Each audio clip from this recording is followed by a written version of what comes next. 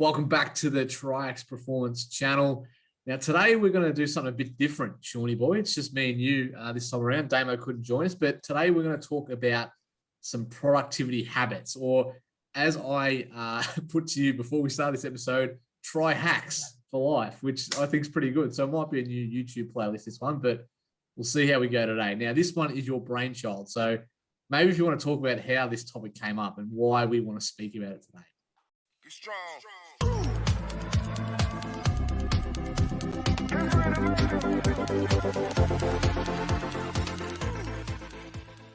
Yeah, I guess I sort of thought about it more so because I just had exams for uni. So on the back of exams, I think everyone goes through some stages of motivation and then some stages of procrastination, and it fluctuates heavily.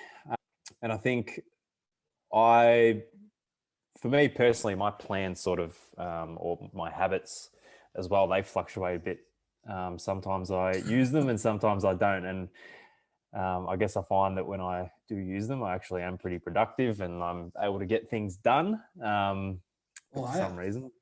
Yeah, well, for some reason, I don't always do it though. So I shoot myself in the foot a little bit. But I think if you can, I guess the main aim of this little discussion that we're going to have is just to have bring up a few sort of things that we find that works for us and how you can sort of get shit done pretty much. Now, obviously, we need to put a bit of a disclaimer up first, as we're not productivity experts or gurus by any means. And it is the middle of June as well. So, should we have put this video up, you reckon, the 1st of January? Or when you're... Because we put up our New Year's resolutions and that as well. Yeah, we did. This might be a good sort of mid-year refresher for people out there, surely. What do you reckon? Just to get you through the back half of the year. Yeah, I reckon. Yeah, just get you up to speed again and just nice little reminder. Because, maybe the new start of the financial year, maybe everyone will set some resolutions that. I don't know. I don't know if that's a thing or not. Well, you've had some bad tax trouble, haven't you, Sean? A few stocks, bit of cryptos have fallen down, has it? Hey, no, don't get involved in that. All right, okay. Well, all right. Well, maybe you should kick us off then. So, Sean, you're also maybe what are you doing? You're doing a doctorate of physiotherapy, aren't you? That's the one. At University of Melbourne? Yep. The University of Melbourne. So for people who don't know, Sean's actually from Pakenham, which is sort of the working class suburbs of the southeast of Melbourne. So he doesn't associate with those people anymore since he's been going to the leafy surrounds of the Parkville campus of the University of Melbourne. So congratulations, Sean. I was very, very much a fish out of water when I first stepped on campus there, but that's all right. We'll fit in eventually. You become a product of your environment eventually. So maybe why don't you kick us off? So there's a few different ones to talk about here, and some are actually pretty impressed with what you've written down. So maybe we want to talk for an intro, just a basic overview of your first couple, your most important ones. Give us your most important hacks for productivity. I think just broadly, I think you need to be organized and have a plan. What's that quote? It's like planning. Failure to have a plan is planning to fail or something like that. I butchered that, but if you fail to plan, you plan to fail. That's the one. There you go. We got there. So I think that's probably, as I said, broadly speaking, that's probably my most important tip or important point to have. And another one for me would probably be being productive early in the day. And that doesn't mean you need to get up at 5 o'clock in the morning before the sun rises or anything like that. But if you can tick off a few things that you get done early in the day, I think it just sets you up to be successful for the rest of your day. Yeah, I reckon that's good. And there's another saying as well that goes hand in hand with your plan to fail to plan, is that what they say, win the morning, win the day. Isn't that what they say? So yeah. Get the momentum rolling throughout the day. Yeah, that's a good one, Rob. It's full of quotes at the moment, aren't we? Yeah, thanks very much. So I do heavily subscribe to what you say about the morning though, because if you can get yourself off to a good start and you get things rolling and into gear, then it does set the tone. And there's a famous YouTube clip as well. So if you're looking for some productivity and some inspiration, there's that one with the a Navy admiral. I can't remember what his name is, so forgive me, but he talks about making your bed. So I think the best thing you can do at the start of the day is make your bed, and then your productivity stems from there. So you should check that video out as well. So if you're doing a bit of procrastination and you want to watch something productive, then watch that, because you'll probably want to run through a wall after watching that. So yeah. So what do you do early for you to start the day, right, Sean? What's your morning sort of routine? What's your staples? I guess I don't do this all the time, but when I know that I need to be productive early and sort of get things done, I certainly wouldn't do this probably on a Sunday morning necessarily, but I sometimes will put my phone away from my bed. Yes. So that when my alarm goes off in the morning, I've actually got to get up out of bed to turn it off, because otherwise I'm just hitting the snooze button. Yes, mate. This is an underrated one. It's probably one of the best ones. Probably one of the best hacks we'll have. Is that it's so easy to go back to sleep when your phone is within arm's reach, I should say. And just if you put it still at far side room where you have to get up, mate, that is so powerful, isn't it? Yeah, I can't say. Look, I'll admit that the first couple of times I tried it, I may have snuck back into bed. Come on, yeah. But for the most part, it tends to work, because I think half the trouble is when you do wake up early is that actually getting out of bed, and you sort of say to yourself, "Oh, I'll just hit snooze one time, and then I'll get up, and then an hour's gone, and you're still in bed." So I think if you can, there was someone else I've heard say that, like, it's like they call it like the 5 a.m. stand up or something, and the challenge is just like you got to be like standing up when your alarm gets up. Yeah. Okay. Yeah. Right. It's like, but I think, and then for me, like, I just jump, like, once I'm up out of bed, and then just jump straight in the shower. And that's the hardest part, though, isn't it? Like, once you get in the shower, you already started. It's actually that you got to break the shock of waking up, and it's difficult with the phone one too, because if you live in a share house, it's not as if you can have it outside your room or anything like that. You still have to have your phone within, obviously, earshot, but it can't be too far away that it's going to wake everyone else up. So you still need to have it just strategically positioned towards the door, so it's not too echoey, but you can still grab it. That's a hack 101 there in itself, just to keep the relationships with the people in which you live with inside. I reckon. So you said about the shower, though. Do you subscribe to cold showers? Because there's a lot of people sort of jump in. I've tried it, and I did it for a while, and I didn't like. You get used to it. Like the first, like anything, the first few days are a bit of a shock to the system, and it's very hard to stay under there for an extended period. But after you get used to it, it's pretty good. I reckon as soon as you jump out of the shower and you put clothes on, you just feel it's sort of like the effects of an ice bath as well. Like it just feels really good afterwards. But I didn't really sustain the habit. Particularly, it's easy to do in summer. It's not so easy to do the depths of a Melbourne winter. So yeah, I have heard a lot of people do that and say that they enjoy it, but I don't know. I reckon there's something in it. I don't think it's for me. I reckon there's something in it if you can, if you have the mental fortitude, do it. So obviously, if you can get up when your phone goes off with your alarm and you can get in the shower, then you probably can just use the cold tap and see how you go and just try it, because it is different. It might have to be an easy transition for me, I think, and just slowly over the days, just like have the shower a little bit colder as you go. Because I don't think I could jump in straight away and go bang, cold shower. Soft approach. It's such a soft approach. Just go straight into it, mate. Just it's like an ice bucket challenge. Just tip it over, mate. It'll be over in a few seconds. You'll be right. Actually, I have another one, Rob. I have started to not close my curtains or not put the blind down before I go to sleep, so that in the morning, sort of as the sun comes up, the light comes in, and it's sort of like that natural circadian rhythm that sort of gets started, so that like when the sun comes in, it's like the body's sort of natural alarm, I guess, if you want to call it. Yeah, right. Sort of get up and get the day started, which again doesn't always work for me. There are times when the sun is shining through and I'll fall back asleep, but it's just little things you do that you can try and help yourself. Yeah, well, I think that's it as well. You up for a little bit of success. Yeah, because you need to incorporate these things that are easy to incorporate, that aren't such massive change at the start, but are still sustainable. So But mind you, mate, I'm up on the Sunshine Coast at the moment.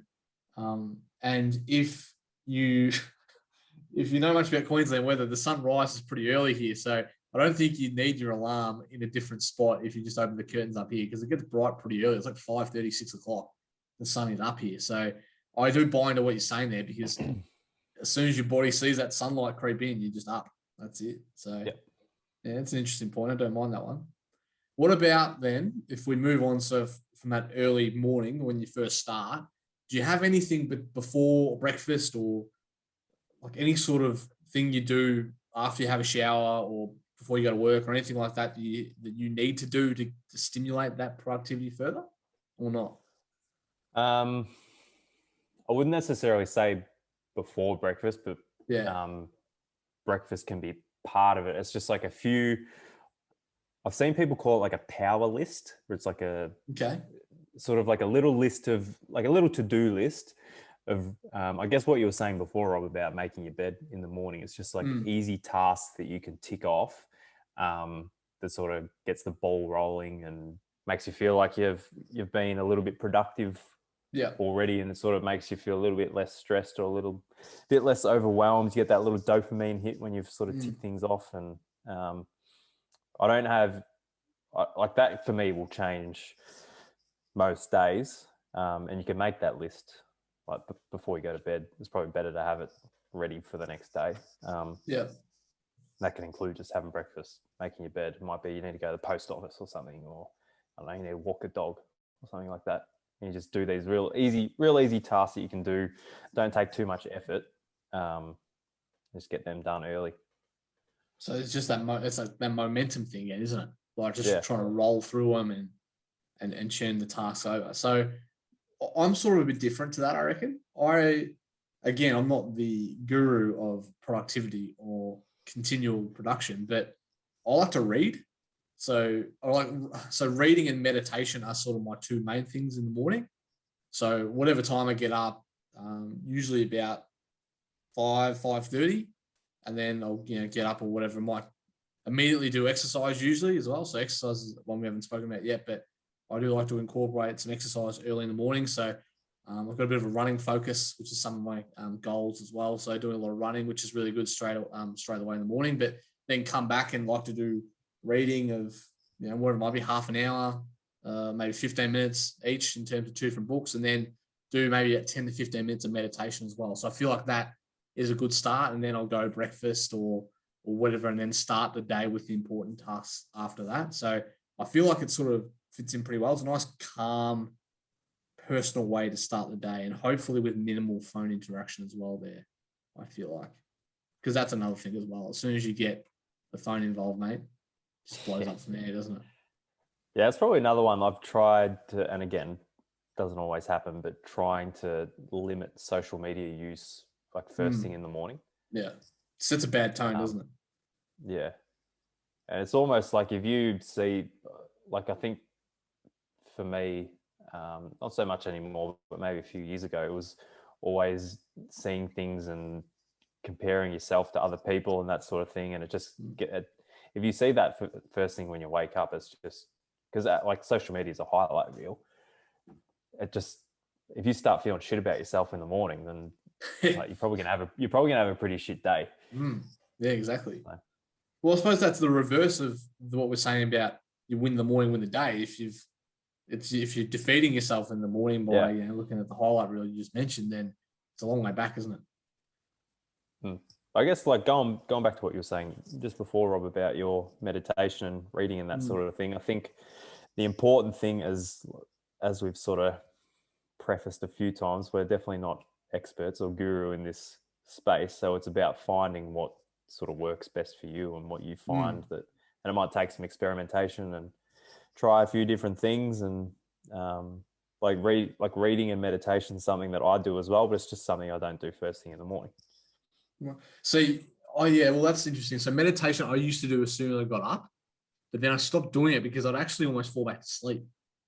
Like if I wasn't, like legit, like there's no way I could do meditation in bed still. Like you just couldn't do that. Even if I was sitting up, I still wouldn't do it. I'd have to get up and and move to a different environment, whether that's in front of a desk or whatever it might be, in front of a window or something. Because like that, I actually tried for a bit and it just didn't, like I was just zoning back into sleep. I could feel it. So like that's interesting in itself, because people, I feel like when they try meditation, they get a bit lost and unsure of what to do sometimes, because like meditation is, I think people go into it thinking it's going to do one thing, and then when you're actually doing it, it's a bit different.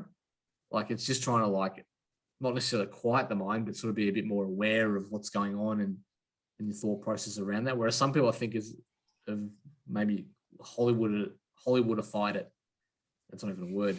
But some people, I think, have watched too much TV and think it's a bit sort of kumbaya, sitting around going all day. But yeah, like I think it's a bit different. But and then again, like with reading and stuff like that, I think anything that keeps you off your phone for a while is pretty good in itself, really, isn't it? So I think, like, as you were saying just then, Rob, like with meditation, it's a bit more of that sort of self-awareness. And I don't know what platform you use, but I've tended to use the Sam Harris Waking Up meditation for the most part for me. And he sort of talks about becoming aware when you sort of lose that train of thought, or when your sort of mind starts to drift. And I think that can play an important part when you're trying to be productive, when you're trying to get stuff done and you're typing away or writing away, and you find your mind starts to drift. The more you become aware when you're drifting, you can sort of bring yourself back. Yeah. Whereas a lot of the time, your mind starts to drift, and then you get distracted and you start doing something else, and you're procrastinating all of a sudden. Yeah, and that's you think about I've got to go clean my room, and you walk off and do it, instead of being like, shit, no, I've got to actually focus. Yeah, and I think that's one of the good things you sort of learn in terms of meditation, is that it's about sort of understanding where your thoughts are at in the present time. And as soon as you think about that and sort of reset, I guess would be a good word to sort of describe the process, you're already back in the present. So when you think about something else procrastinating, and then you realize, oh, hang on, what am I doing here? That already resets you back into the present time, and then you can go back to where you are, which I think is really important. And it's a good skill in itself that you can develop from meditation, whatever app you use or whatever it might be. So particularly for an early in the morning sort of setup, I reckon that's pretty good. Yeah. Do you have a particular go-to app that you use? So I used a Headspace app. So let me just confirm that here as well. I think it's Headspace. So my good friend Matt is actually paying for that subscription at the moment on a family one. So shout out to him. But yeah, it's a good one in terms of how diverse it is. There's a lot of different particular streams of meditation there in terms of the subjects, or any particular motivation you have. Like, so it might be stress or focus or restlessness or sleep stuff as well there. So I like the breadth of different topics and categories they have to facilitate guided meditations, which is pretty good. And you can sort of alter the time of the different meditations as well. Because I think it's, when you first start out, I think 5 to 10 minutes is probably enough of a stimulus early, because it's a difficult challenge when you first start. And then once you get more adept at it, you can sort of blow it out to about 10 to 15. How many do you do? It's like Weet-Bix. How long do you do? About 10 minutes. Yeah. I find that to be, and I guess it's like with any sort of physical training, you got to start slow and ease into it, instead of like, you got to set yourself up to be successful as well. You can't just do 15 minutes and 1 or 2 times and be like, oh, that was shit, I didn't get anything out of it, wasn't good at it. I think anytime anyone starts meditation, they're probably not very good at it. They find it hard to sort of concentrate, but the more you do it, same with anything, the more you practice, you get better at it. And it's not about spending that whole 10, 15 minutes just like in a complete focused state. As we're sort of talking about, it's just becoming self-aware of having that awareness of where your thoughts are and when you're drifting and that sort of thing, and reining it back in a little bit. And that's power in itself, and that's what you don't realize. And I think you've made a good point there, is that when you're first doing it, you feel like you just have to focus on nothing. You just feel like you sit there and just complete laser focus. But what you said is the benefits of meditation itself is getting that idea and understanding of where your awareness is at. I guess that's a bit of the habits of the mind. How about habits of the body when we talk about some physical activity or exercise and that sort of thing? Yeah, so I think we alluded to earlier. So early morning, I guess I think we're still talking about here.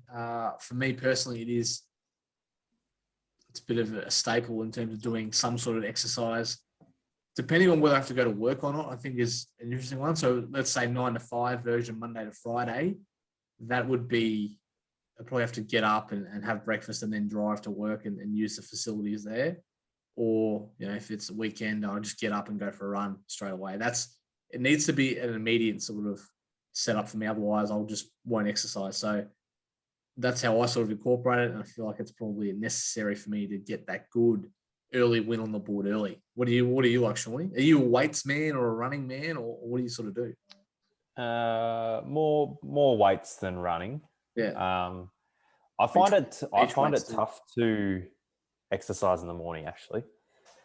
I used to, but now I can't not do it. I was the same. But why do you think that is? Have you tried to do it? Yeah, I have. To be fair, I probably haven't stuck it out and tried it for 2-3 months continuously. I don't know. I just find I don't necessarily have the energy, and I just don't feel like I'm putting myself in the best position to get the most out of a workout or a training session by doing it in the morning. And I kind of like the being able to break up the day. I try to go the middle of the afternoon, which probably doesn't work with most people's schedules and doesn't always work with my schedule. But if I can go in the middle of the day, it sort of breaks up the day a little bit. Yeah. So what sort of benefits for productivity do you reckon you feel like you get from exercising versus a day when you don't do exercise at all? I don't know. If I don't, I'll get to about sort of late afternoon, early evening, and start to get a bit sort of fidgety, a bit agitated, I reckon. If I'm just if I haven't had some sort of like physical activity. Okay. And then my productivity just sort of goes a bit downhill. That's what I find anyway. What does that look like when it goes downhill? Is it like more social media time, or like what does that look like? I don't know. It's probably just finding other ways to distract myself, really. Yeah. That's not my work, and it's just I just in general I don't get as much done. But yeah, as you said, more time on the phone, more time sort of ending up on YouTube or something like that. Yeah. Just watching stupid videos And obviously YouTube is okay, particularly if you've subscribed to the Try to Performance channel. Like, because that's basically that's as good as productivity as you'll get throughout the day. So obviously continue that.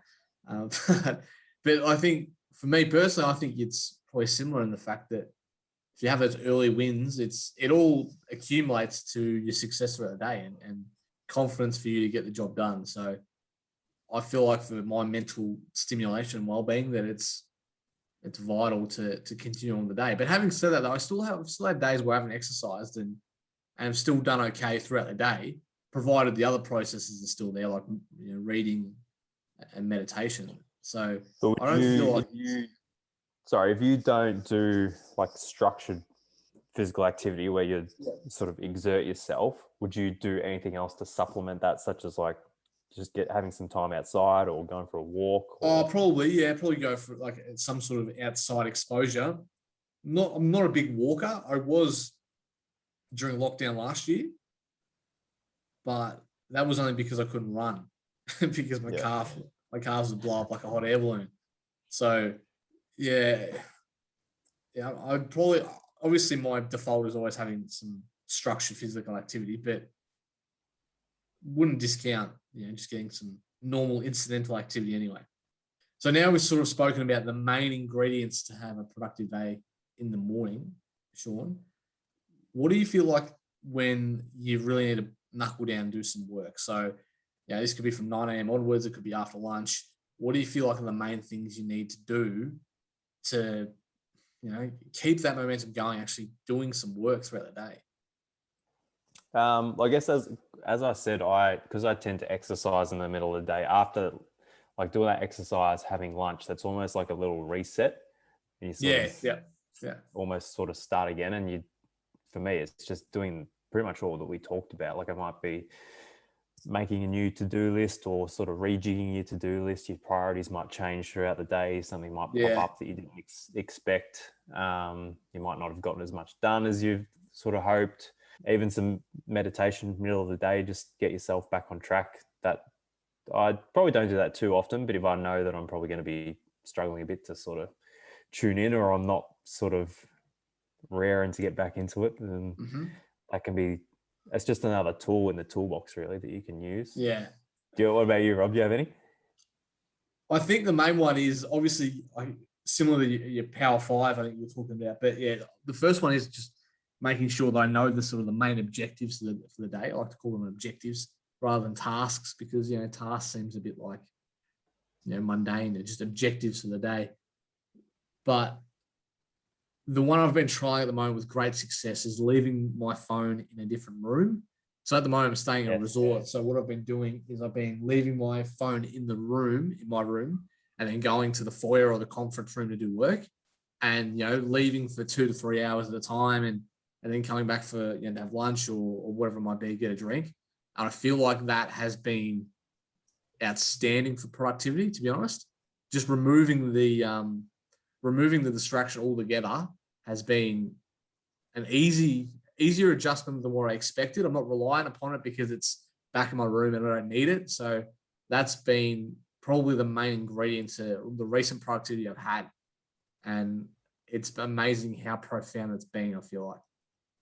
Yeah, that's a really good one.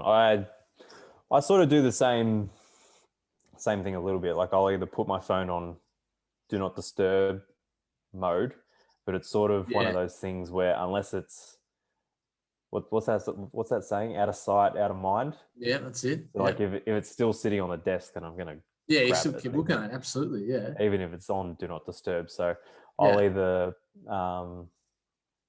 throw it in the drawer just at my desk, just in case I do need it. That's not always productive. But that's too close, mate. That's way too close.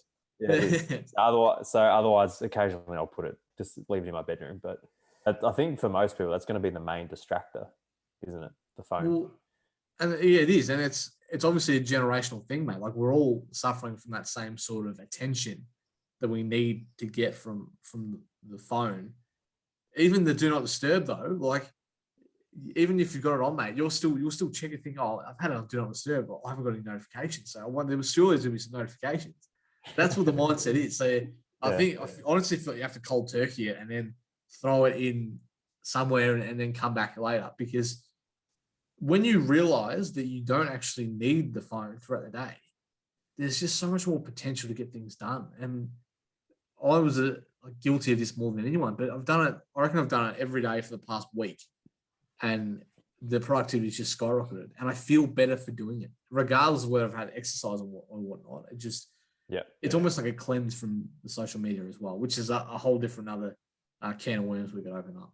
Yeah, I always get that screen time. Oh yes, every Sunday, and it pops up, and you see it, and you're like, oh, surely I wasn't on it that much. And then this week I'll be better. And then next Sunday rolls around, and it's about the same. Screen time went up 10%. All right. We'll see. So Sunday, I want to capitalize on this because you said it. So Sunday night, a lot of people say that Sunday night should be your planning night or your planning day and outlining the week ahead. Like, how do you sort of feel about that? Because I feel like nighttime, once you pass the 5 p.m., it's not necessarily about productivity anymore, depending on what you're doing, or you might have a few side hustles you need to do after 5 p.m. But where do you sort of stand on planning for the next day or the week ahead, sort of along that Sunday night sort of outline? I think it's good because, as I said at the start of this little discussion, that the most important thing is to have a plan to be productive. And if you're waking up in the morning and then you're making your plan, you're sort of going to start a little bit behind. Yeah. If you can do that the night before, you can sort of get ahead of it a little bit. And I think for some people it might not work because it might make you a bit too anxious before bed, or sort of looking ahead to the next day or the next week. But I think for a lot of people, it's a good idea. And then what about how much productivity, how much value do you get out of reflecting on whether you've met your goals for the week or for the day or whatever it might be? Do you put much effort into reflection on that? Because I feel like some people do it, but they get a bit disheartened if they haven't knocked over the task they wanted. Yeah, I don't personally. Not for any reason in particular. I just haven't found the need to. I think I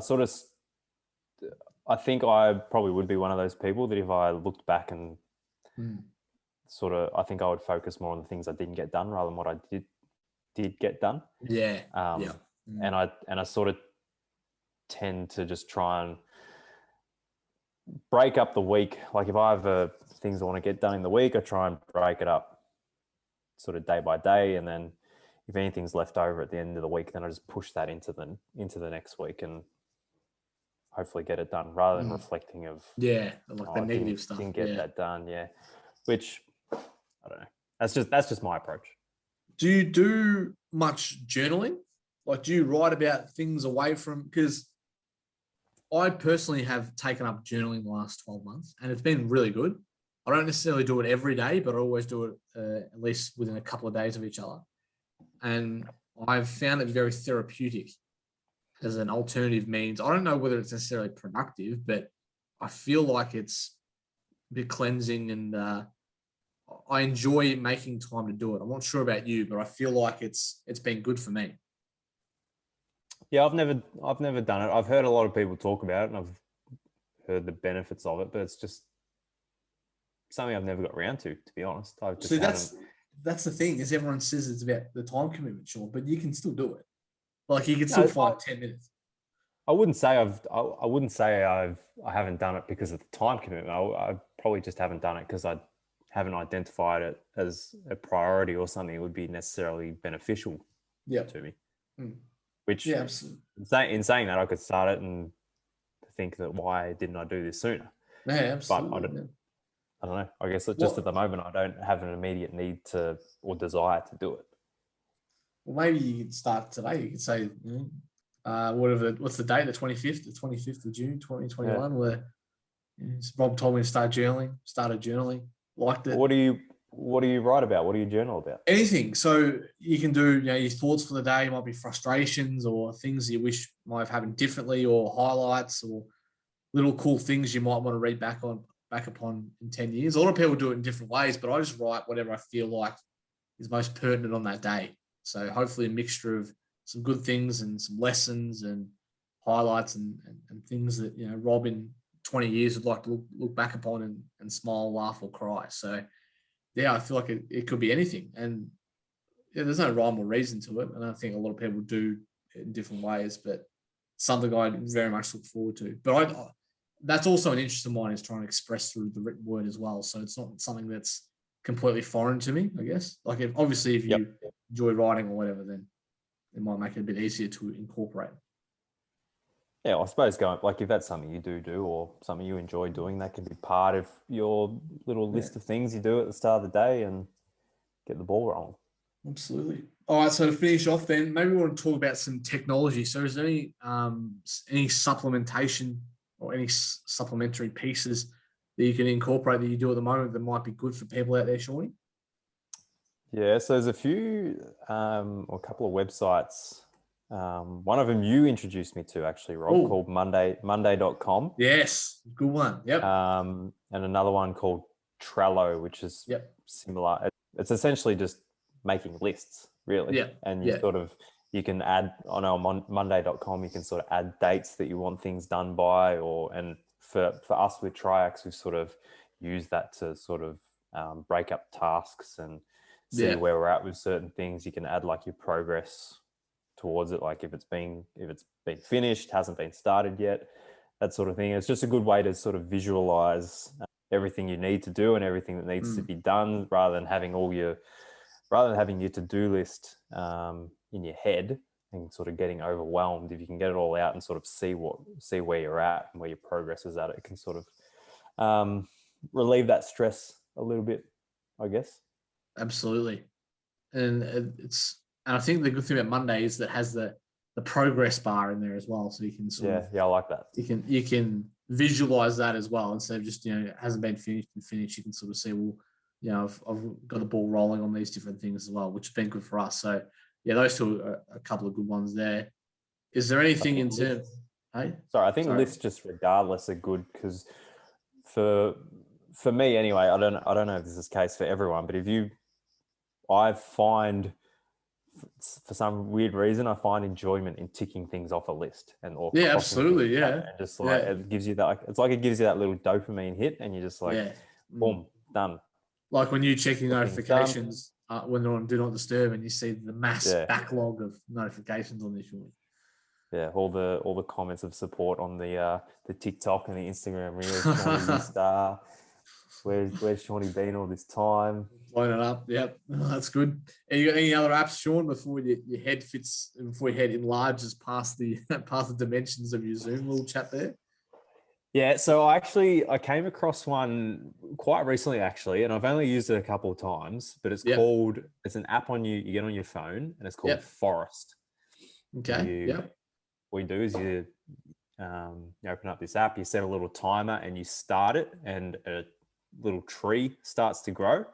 But if you get rid of the app or exit out of the app before the time is up, then your tree dies.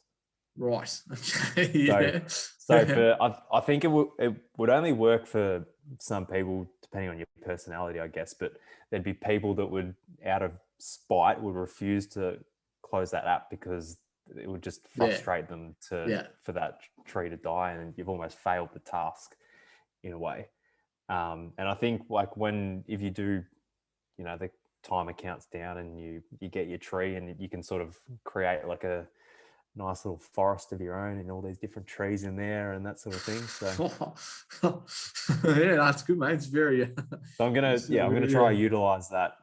It's essentially putting your phone on Do Not Disturb, but it's like you get that reward for it, rather than just like in your head, oh, that was good, I actually did some work. You actually get some sort of like, I don't know the word for it, but some sort of little reward or some little token of achievement. Absolutely.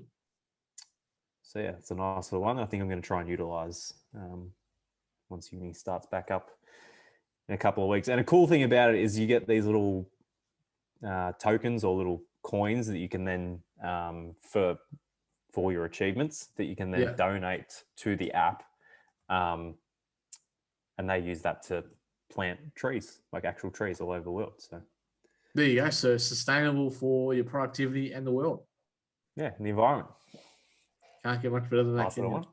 Yeah, right.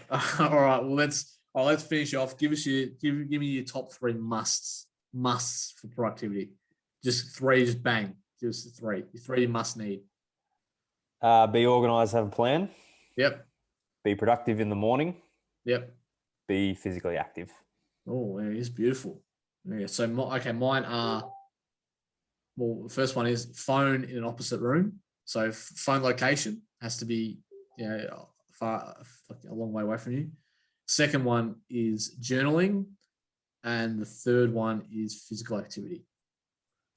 So there you go. There we go. There you go. So that's Try hacks. That's the first episode of Try Hacks. Yeah, it might be the last, depending on how this gets received. But appreciate your support as always. Obviously, Sean and I aren't road scholars in productivity, but I've got hopefully a few little tips there that some can incorporate into their lives. So well done today, Sean. You've been outstanding today. So thank you very much. Rob. It's been a long time since we've had you on one of these talks, because you've been away for a bit, but thanks for coming back. We appreciate it. Nice. Good to be back, eh? Yeah, exactly. All right. If you can subscribe, like, and do whatever it is on the forums you're watching this, then please do. It would mean a lot to us and help build the channel further. And hopefully Sean can get some more productivity hacks in there for the Try Hack segment next time. All right. Try my best. All right. We'll see you later. Thanks for watching.